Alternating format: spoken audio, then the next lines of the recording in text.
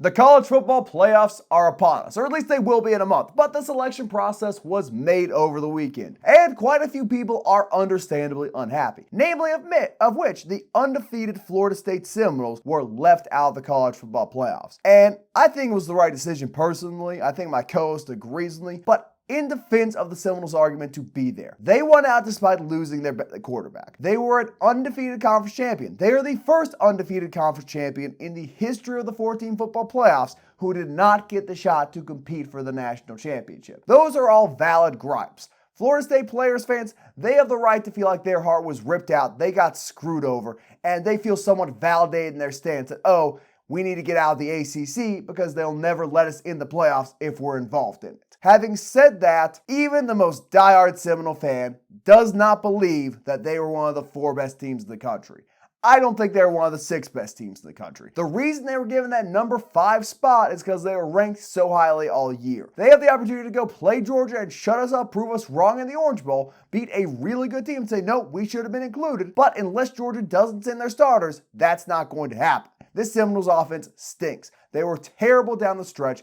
North Alabama is not an impressive offensive showing. They barely beat a crappy Miami team. They scored 16 points in their conference championship game against a Louisville team which got lit up for 38 by a mediocre Kentucky team. This team did not belong in the college football playoffs. And, I think everyone gets why Florida State fans are upset. Everyone gets why the head coach is upset. Everyone gets why the players are upset. But my question is, what makes sense in this situation? Everything that people love about college football, I've heard people call college football better than the NFL all the time because the regular season matters, regular season this, playoffs that. It's the best thing in sports. And then I've heard people make comparisons to, imagine if the Eagles were left out of the playoffs because Carson Wentz got hurt and they still went on to win the Super Bowl. I've heard people make 2 comparisons between these 2 sports. You love college football. You've loved it all these years. It's been flawed the entire time. The way teams get into the playoff is a subjective process. It's not objective. There's no agreement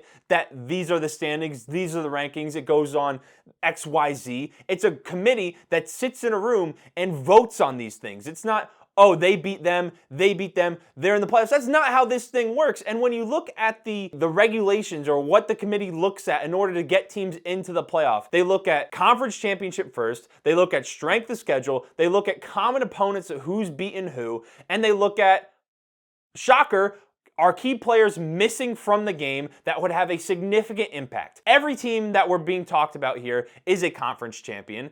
Every team has a relatively similar strength of schedule, or the argument can be made they have a similar strength of schedule. That, I'm just saying, I know... I would disagree strongly. I think Florida State had clearly a much weaker schedule than every other team included in the playoffs, besides maybe Texas, but Texas has a win over Alabama. I'm just giving them the benefit of the doubt right now. These Florida State fans that are going to watch our video. The Seminoles truthful. Let's say you grant it's all similar. I think it's an even playing field across the board there. Alabama has a win over what was the number 1 team in the country in the SEC championship, who has dominated college football over the past few years, the SEC teams. So they certainly deserve to be in. So when everything else is so even across the board, strength of schedule, they're all conference champions, the one thing you have to look to make that decision is there's a key player missing and your starting quarterback's out, and you had an opportunity to prove that you deserve to be in there. And guess what? Against Louisville, who got shelled the prior week versus Kentucky, you put up, I won't say a goose egg because you did win the game, but it did not look pretty and it did not look good. So you had that opportunity to say you also didn't even have an opportunity. We deserved it. We deserved a shot. You had your shot against Louisville to prove you could put up 50 points and beat them 50-10. Like, your season did not end when Jordan Travis got hurt. I've said this before, I'll keep saying it. You are not like the 2014 Ohio State Buckeyes who had the opportunity to you are exactly like them. What am I saying? You had the opportunity to go out there and dominate with a backup quarterback. You had a weak opponent sitting in front of you with a vulnerable defense. If you had put up the scoreline that Texas did against their Big 12 opponent, they would have missed the playoffs. You would have made it over them. You didn't do that. You didn't drop 50. You didn't drop 40. You didn't drop 30. You didn't drop 20. You looked horrible offensively. You are half an elite football team. And unless we are going to include the Iowa Hawkeyes, who are better defensively than Florida State in the college football playoffs, I don't want to hear it. There is no good argument here. The argument is for circumstance and ceremony to be the reason you're in the playoffs, instead of the fact that Michigan, Washington, Georgia, Alabama, Ohio State, I'd say Oregon even, Texas, they're all better teams than you. They would all be 2 touchdown plus favorites over you if you were to play right now. You don't belong in there. You don't belong.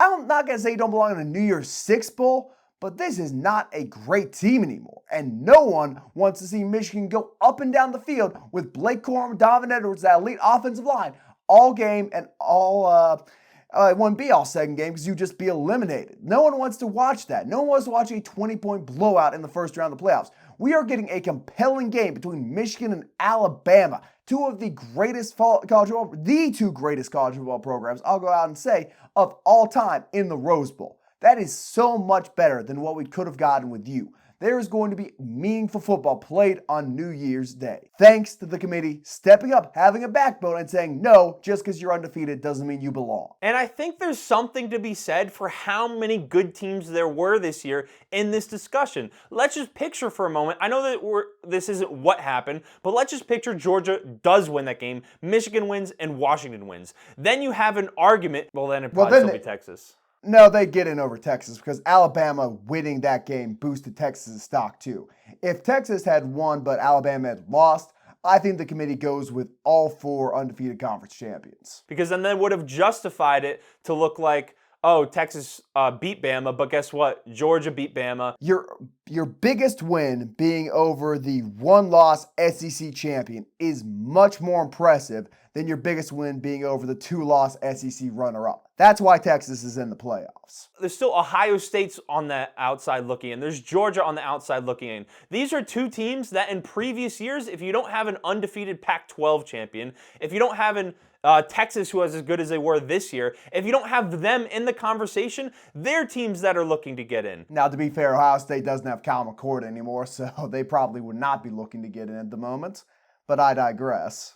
Well, he probably would have entered the transfer portal if they would have beat Michigan. Hey, man, I would not want to be around Ryan Day for another second of my college career either if I was a quarterback, so it may have happened regardless. Anyway, before we start rambling and getting off topic and start stuttering even more, we are going to end the video, but we would love to hear what you have to say in the comments. Are we just completely wrong about this? Should Florida State's perfect season have been rewarded, even though they're not one of the 4 best teams? Let us know down below. If you agree with us, like, share, comment, subscribe, and we'll see you folks later.